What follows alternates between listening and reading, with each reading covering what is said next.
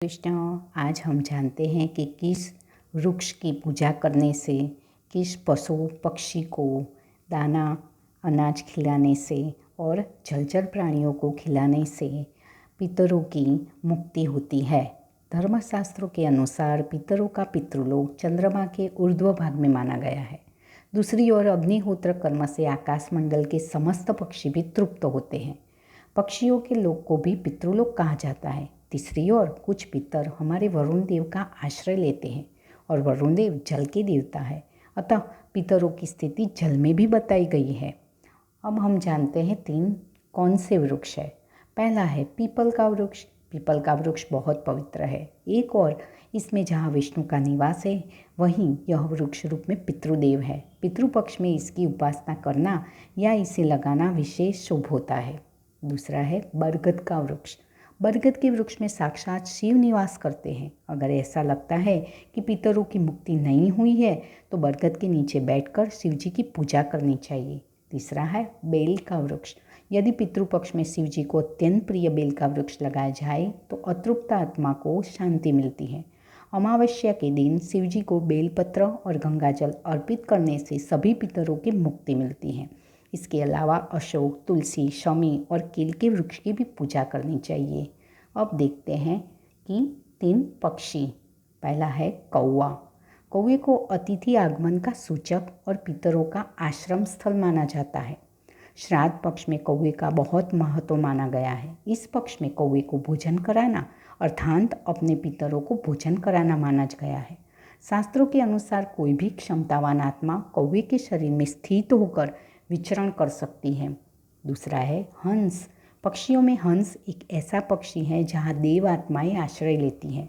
यह उन आत्माओं का ठिकाना है जिन्होंने अपने जीवन में पुण्य कर्म किए हैं और जिन्होंने यम नियम का पालन किया है। कुछ काल तक हंस योनि में रहकर आत्मा अच्छे समय का इंतजार कर पुनः मनुष्य योनि में लौट आती है या फिर वह देवलोक चली जाती है। हो सकता है कि आपके पितरों ने भी पुण्य कर्म किए हो। तीसरा है गरुड़। भगवान गरुड़ विष्णु के वाहन है। भगवान गरुड़ के नाम पर ही गरुड़ पुराण है, जिसमें श्राद्ध कर्म, स्वर्ग, नर्क, पितृलोक आदि का उल्लेख मिलता है। पक्षियों में गरुड़ को बहुत ही पवित्र माना गया है। भगवान राम को मेघनाद के नागपाश से मुक्ति दिलाने वाले गरुड़ का आश्रय लेते हैं पितर। इसके अलावा क्रोच या सारस का नाम भी लिया जाता है। हम जानते हैं अब 3 पशु। पहला है कुत्ता।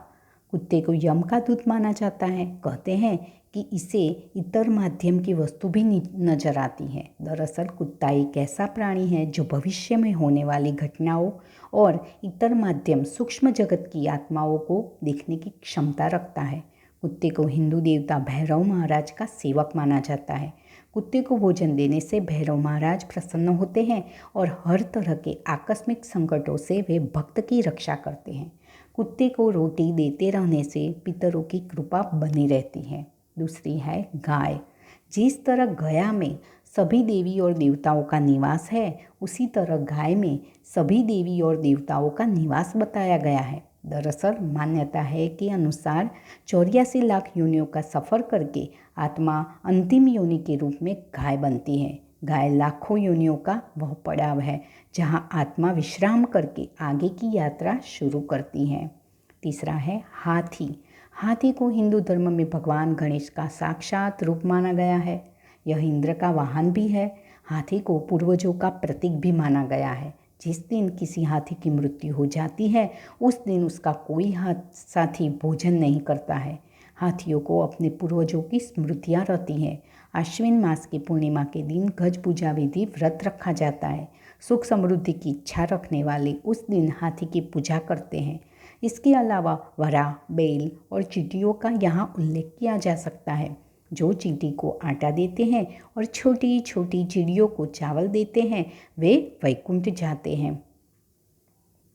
3 जलचर जंतु, जिसमें पहला है मछली। भगवान विष्णु ने एक बार मत्स्य का अवतार लेकर मनुष्य जाति के अस्तित्व को जल प्रलय से बचाया था।